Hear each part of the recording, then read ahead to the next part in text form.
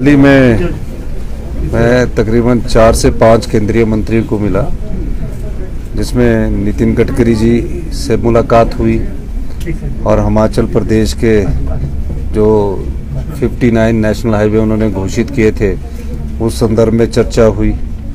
और शिमला मोटोर को कई जगह 2 लेन करने की बात की गई है। हमने कहा कि एक बार ही में ही 4 लेन होना चाहिए जो शिमला से है, क्योंकि डीकंजेशन होना बहुत जरूरी है। उस बारे में चर्चा हुई। फिर पावर मिनिस्ट्रीज के आर.के. सिंह जी से मिला, उस बारे में चर्चा हुई और कहा कि जो पिछली सरकार के समय जो एग्रीमेंट हुए थे, जिनमें भी काम शुरू हुआ, जिसमें प्रदेश का शेयर 12% से घटाकर, चाहे वो SJVN के साथ था, 6% कर दिया गया है और हमारा पावर में शेयर अधिक होना चाहिए, उस दृष्टिकोण से बातचीत हुई।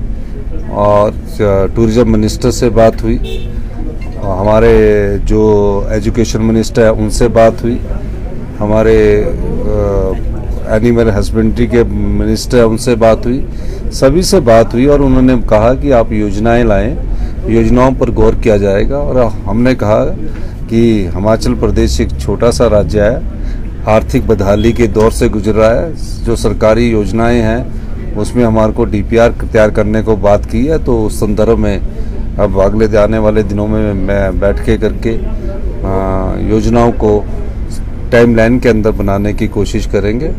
और मेरा ये मानना है कि हमें जो अंतर्गत मिलता है उस दृष्टिकोण से भी आगे बढ़ने की जरूरत है, जो कि पिछले सरकार की उसमें कमजोरी रही है कि उनकी डबल इंजन की सरकार थी और डबल इंजन की सरकार बोलते रहते थे, लेकिन केंद्र सरकार से वो डबल इंजन की सरकार कुछ बात करेंगे। सर, गोवा के मुख्यमंत्री से भी मिले हैं आप और पर्यटन को दूसरे प्रदेशों में बढ़ावा देने की बात, गोवा के नीति दृष्टिकोण से भी बात की है। तो आने वाले समय में अब गोवा सरकार का जो रिस्पांस होगा उसके ऊपर हम आगे बात करेंगे। सर, सीमेंट विवाद को लेकर लंबा समय हो चुका है और आज आप वो बैठक कर रहे हैं, क्या लगता है कि आज ही मान के चलें कि नतीजा कोई ना कोई निकल आएगा? देखिए, मैंने काफ़ी कोशिश किया और प्रयास किया। मैंने हमेशा कहा कि मैं ट्रकर्स के जो ट्रक ऑपरेटर्स है, सरकार उनके साथ खड़ी है, क्योंकि हिमाचल के लोग हैं। हिमाचल के लोग होने के बाद उनके अपने ट्रक है, बैंकों से उन्होंने लोन दिया है। इससे भी बढ़कर बात, इन लोगों की अपनी ज़मीन गई है जब ये फैक्ट्रियां लगी है। अब उस समय के अनुसार और आज के अनुसार में बहुत अंतर आ गया। मेरा ये मानना है कि अभी हमारे उद्योग मंत्री ट्रकर्स के साथ बात कर रहे हैं और हम 1 या 2 दिन में इस विवाद को सुलझा लेंगे।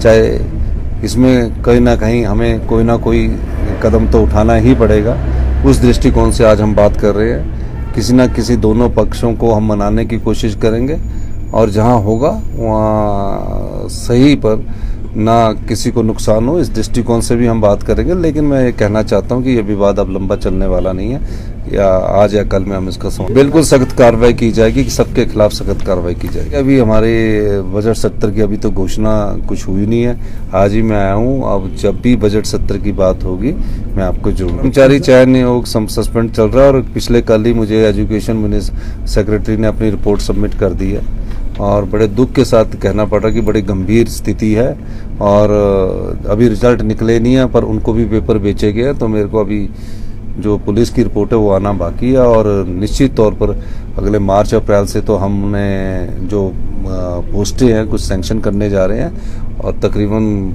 उसका टेस्ट भी करवाने जा रहे हैं। इस दृष्टिकोण से भी हम देख रहे हैं कि हमारे अप्रैल या मार्च के लास्ट वीक में जो नए एग्जाम हो, उस दृष्टिकोण से हम आगे बढ़ रहे हैं। हाँ, मैं तो वही था और गवर्नर साहब के शादी में जाने के बाद पता लगा कि उनका रात को ट्रांसफ़र हो गया।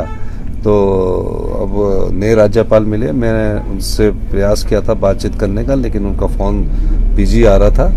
और जल्दी जब वो आएंगे तो उनका हिमाचल प्रदेश में स्वागत है, पूरा सहयोग हमारी सरकार उनको करेगी। हमारी बेटियां को, जो हमारी बेटियां हैं अब क्रिकेट में नाम रोशन कर रही है और पहले स्पोर्ट्स में भी हमारी बेटियां नाम रोशन कर चुकी थी। हर जगह हमारी बेटियां आगे आ रही है, चाहे वो पत्रकारिता है, चाहे कुछ और है, सब जगह हमारा अच्छा बेटियां बढ़ चढ़ कर हिस्सा ले रही है, चाहे अधिकारी है चाहे कर्मचारी है। आप लोगों का बहुत बहुत धन्यवाद।